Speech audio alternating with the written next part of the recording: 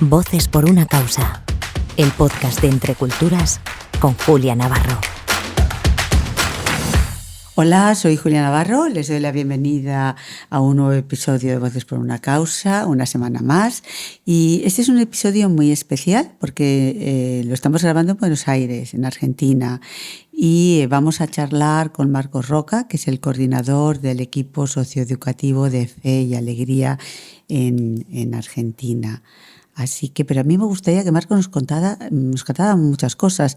Sé que cuenta con una experiencia muy importante en el ámbito educativo y que desde el 2023 coordinas la propuesta socioeducativa nacional de Fe y Alegría Argentina. Pero ¿qué más? ¿Qué más me vas a contar de ti? Bueno, es una muy buena pregunta. Creo que sobre todo el camino, ¿no?, para llegar acá es interesante porque, bueno, en verdad yo había empezado con algo que no tenía mucho que ver. Cuando me preguntaban de chico qué quería hacer, yo decía abogado. Resulta que mi papá es abogado, así que ya con eso se entiende un poco por dónde viene la cosa. También mi hermana inmediatamente más grande. Así que veníamos como de esa historia. Y bueno, me salía así un poco automático. Ya veía que el sueño de niño del fútbol no se iba a dar. Sigo jugando hoy en día, pero sigo muy demasiado amateur. O sea, el más amateur de los amateurs de mi O sea, equipo. tenías esas alternativas, abogado o futbolista. No, nunca fue una alternativa real. Pero sí, algo que me gusta mucho. Y bueno, resulta que en un momento en el colegio donde yo iba me ofrecieron la posibilidad de hacer la experiencia de lo que se llamaba una misión, que básicamente era el poder hacer un viaje de una semana en una comunidad, en un contexto de mayor vulnerabilidad, y poder compartir la vida con la comunidad y ponerse a disposición y aprender y también, bueno, compartir en lo que se pudiera y aportar en lo que se pudiera. Y ahí es como que me empezó un clic, ¿no?, en mi vida, donde yo vivo en Argentina, viví toda mi vida en la ciudad de Buenos Aires hasta hace unos pocos años y veía la desigualdad todo el tiempo.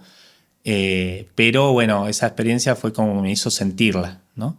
Y a partir de eso, ya mi búsqueda vocacional, ya esto estaba pasando en los últimos años de la secundaria, quería orientarla hacia la transformación social. Pero bueno, como se ve que era muy testarudo y toda mi vida había hecho derecho, seguí diciéndolo, empecé a estudiar eso, empecé a trabajar de eso, me di cuenta que no era. Y después me llamaron para trabajar en una escuela. Y en la parroquia a la que yo iba, en la escuela de la que yo me egresé, yo estaba muy involucrado ahí como con la comunidad y con lo comunitario, y desde ahí me llaman para ser tutor.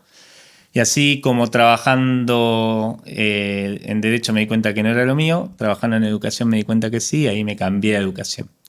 ¿Y cómo llegaste a Fe y Alegría? Bueno, casi que Fe y Alegría llegó a mí, porque fue una historia muy particular. Yo, bueno, empecé ahí a estudiar, empecé a trabajar en educación y estuve como director de una escuela que era un bachillerato de jóvenes y adultos, es decir, que era en un contexto muy vulnerable, pero además con todas personas que habían dejado la escuela o que habían repetido muchas veces. Entonces, como era todo un grupo de estudiantes que tenían esa vulnerabilidad particular y toda esa dificultad particular y toda esa historia.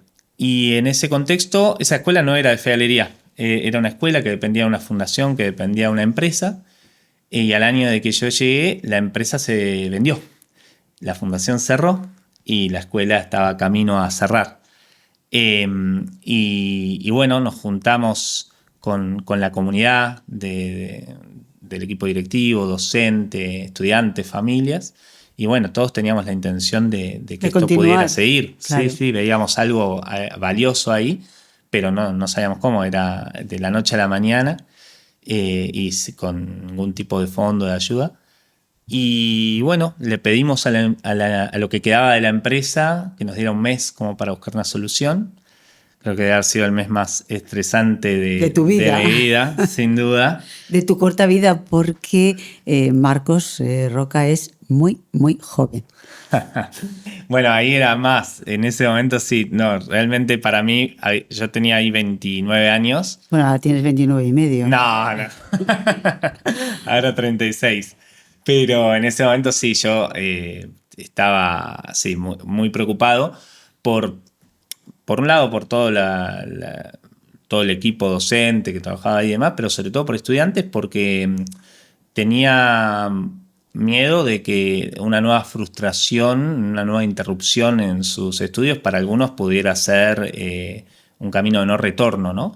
Entonces, bueno, estuvimos ahí trabajando mucho y casi sobre el final de ese mes hubo alguien que me hizo una referencia, Fe y Alegría, yo lo recordaba, haberlo escuchado nombrar. Y bueno, no tenía ningún tipo de contacto con nadie de la organización. Entonces le mandé un mensaje que era de LinkedIn Premium, que te permite mandar, en ese momento te permitía mandar 3 mensajes personales a personas que no conocías. Tenías que pagar, pero un mes gratis de prueba.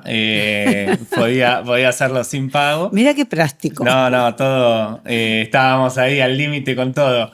Y bueno, le mandé a Fernando Anderlich, director de Fe y Alegría, y muy rápidamente se puso en contacto, visitaron la escuela, empezamos a dialogar.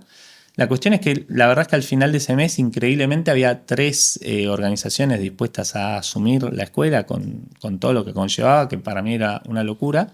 Y bueno, y Fe y Alegría, la verdad que no era la que... La que no era tu favorita. No, era mi favorita, era la favorita del equipo docente, no era la que más credenciales presentaba desde lo económico o desde las oportunidades. Había otras que decían tener muchos contactos con el gobierno, con tal, con cual, y que podían facilitar muchas cuestiones, pero sí era la que más tenía que ver con lo que nosotros como escuela habíamos sido, éramos y queríamos ser.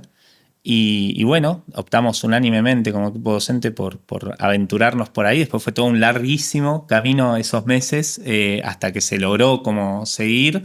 Y bueno, y la verdad que fue una alegría porque para mí también estaba muy identificado con mi vida, ¿no? Con lo que yo quería hacer y con lo que, bueno, yo estaba buscando. Así que muy contento de eso. Bueno, pues ha sido un camino interesante, por lo menos, intenso. A menudo se habla de educación popular cuando nos referimos a Fe y Alegría, es una de sus señas de identidad. Eso es aparentemente lo que la diferencia, ¿no?, de otros modelos educativos. ¿Está bien ese adjetivo, esa definición?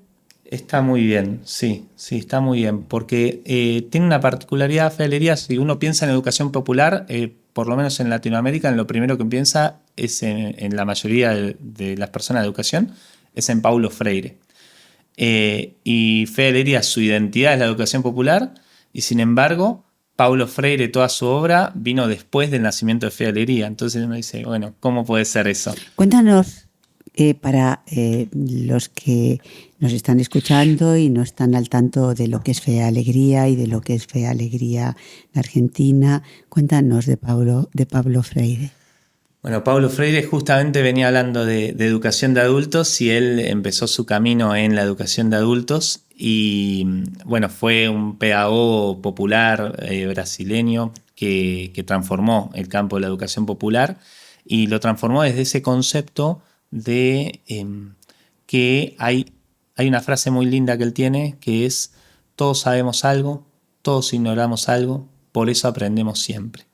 Y creo que eso es lo fundamental también de la educación popular, porque de alguna manera lo que trae es que hay saberes en todas las personas que no somos tablas rasas y que esos saberes también están en los campos populares, que también no es que los saberes que traemos son más o mejores en los ámbitos de mayor poder adquisitivo, sino que también hay saberes en el campo popular.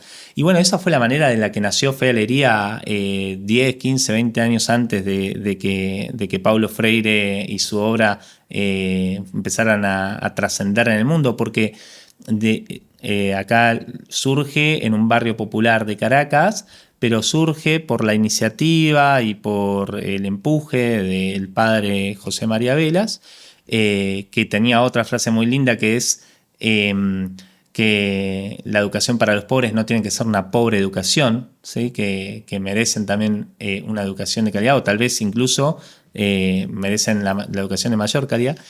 Pero nada podría haber hecho él si no hubiera sido por Abraham y Patricia Reyes, una familia de este barrio que donaron el cuarto que acaban de hacer para sus hijos, una casa llena de hijos, muy chica, muy hacinados, donde habían podido hacer un nuevo cuarto, y ese cuarto lo donan para que sea la primera escuela de alfarería. Entonces ahí se ve claramente que es con la comunidad. Y bueno, y ese también es el espíritu con el que buscamos educar, ¿no? Y con el que buscamos organizarnos y transformar con las personas y con la comunidad participando, y desde ahí transformando, que ese es el otro punto de la educación popular. No solo se parte de esa comunidad y se parte de ese saber, sino que se usa para transformar. Hay otra frase de Freire que es: la educación no cambia el mundo, cambia a las personas que van a cambiar el mundo. Y bueno, es un poco lo que buscamos. Nuestro lema es educamos para transformar, ¿no? En América Latina, como en otros lugares, las brechas sociales son muy profundas. También en Argentina, claro. ¿Cómo contribuye Fe y Alegría a intentar reducir esas desigualdades, generar oportunidades? ¿Cómo lo hacéis? Bueno, nuestra misión es la transformación personal y comunitaria a través de la educación y la promoción social. Así que la manera, el modo que elegimos de buscar transformar es por medio de la educación. Sí, pero eso es un desafío muy importante, y supongo que os enfrentáis a otros desafíos. Total. A ver, ahí yo veía una entrevista que le hicieron a Nélida, que fue la primera docente del primer Fe y Alegría, que ya va a cumplir 30 años el año que viene, en Resistencia, Chaco, y ella decía que, y lo decía 10 años atrás y sigue estando vigente hoy, decía que el problema al principio tenía mucho que ver con la falta de comida, la falta de acceso al agua, condiciones mínimas, y hoy está muy signado por la violencia, por la droga. Así que creo que las dos cosas confluyen. Nosotros justo estamos como equipo socioeducativo del que soy parte, llevamos adelante un plan trienal, un plan para los próximos 3 años, y para eso, bueno, en este espíritu de la educación popular que decía, hicimos todo un proceso con todos los centros educativos, con las comunidades, donde llevamos adelante encuestas, foros, encuentros con familias, estudiantes, docentes, directivos, para ver cuáles eran esos problemas. Pues estuvimos reflexionando al respecto de eso. Nuevamente surgieron los desafíos para nosotros dentro de la escuela. Son hoy cuestiones que años atrás pensábamos que estaban saldadas, como Argentina, como la lectocomprensión. Y nosotros estábamos orgullosos un siglo atrás de que teníamos supuestamente casi alfabetización plena, y hoy estamos lidiando con que más de la mitad de nuestros niños o niñas no comprenden lo que leen. Y bueno, eso es uno de los desafíos que estamos trabajando. Lo hacemos con un plan en todas las escuelas, con diagnóstico, con un plan de mejora, con capacitación, con evaluación año a año de cada estudiante. No es que es un muestreo, es una evaluación que hacemos de cada estudiante en todo nuestro centro, donde vamos aprendiendo y donde se van viendo mejoras en los resultados de cada grado de primaria año a año, ¿no? Entonces esa es la manera en la que lo hacemos, y eso es lo que buscamos también con las habilidades socioemocionales y espirituales, con el acceso al mundo del trabajo, y bueno, y de esa manera también logramos que vengan, ¿no? Que estén motivados, que ese es lo primero que necesitamos, la motivación para que vengan, para que apuesten por la educación. Muchas familias, muchos estudiantes siguen apostando, a pesar de que la verdad es que en muchos casos pareciera que muchos indicadores le dicen que no deberían apostar por la educación, que deberían apostar por otras cosas, ¿sí? Y sin embargo lo siguen haciendo porque tienen ese deseo de crecer desde ese lugar, y porque creo que también quienes lo hacen en Fe y Alegría ven ahí una propuesta que responde a lo que necesitan. ¿Cuántos niños están en los colegios que gestiona Fe y Alegría? Bueno, son más de 6.000 estudiantes en todo el país y tenemos desde centros de primera infancia con niños de 2 años hasta centros de formación profesional con adultos. Hace unos años en el colegio donde yo además trabajo como profe de fedalería se recibió Beto de 73 años, ¿sí? Entonces tenemos como todo un rango, una franja etaria grande. Pero bueno, tenemos muchos estudiantes en inicial, primario, secundario. ¿Tienes estudiantes de 73 años? Exacto, sí. ¿Y qué estudia? ¿Qué estudian estos estudiantes de 73 años? En este caso se recibió de su secundaria. Logró bueno. el sueño de terminar la secundaria a esa edad y en un momento pudo cursar con su nieto. ¡Qué bonito! No, impresionante. Tenemos también, bueno, hay muchas historias así, historias de hijos que luego convencieron a sus padres para que se acerquen a estudiar y entonces cursando con los padres o estando el hijo un año antes que el padre. El hijo en segundo año y el padre en primero. La verdad que es muy, muy, muy emocionante. ¿Cómo articuláis la relación entre educación, familia y comunidad? Porque es un poco la base, ¿no?, de vuestro trabajo y no debe ser fácil. No, totalmente. Bueno, desde lo que compartía antes, el ideal al que apuntamos es que eso se dé en una articulación, en una sinergia grande. Nosotros creemos que la presencia de nuestros centros educativos en las comunidades y creemos que muchas veces pasa así, transformen la comunidad y la mejoren, ¿no? Hay una frase sobre fe y alegría que es, fe y alegría está ahí donde no llega el asfalto. Pero muchas veces cuando llegamos, luego llega el asfalto, ¿no? Y eso nos parece que es algo bueno. Entonces buscamos eso, buscamos impulsar la comunidad y ahí buscamos involucrar a las familias en todo lo que puedan colaborar y aportar. Para empezar, en lo que más corresponde, que es la educación de sus hijos y la participación activa en la vida de la escuela, pero después la verdad es que también buscamos distintos caminos para la transformación de toda la comunidad. Por ejemplo, hay centros donde hemos podido lograr que esos centros de oficios, centros de capacitación laboral, que comentaba que también tenemos, muchos funcionan en las mismas escuelas donde van los hijos a estudiar.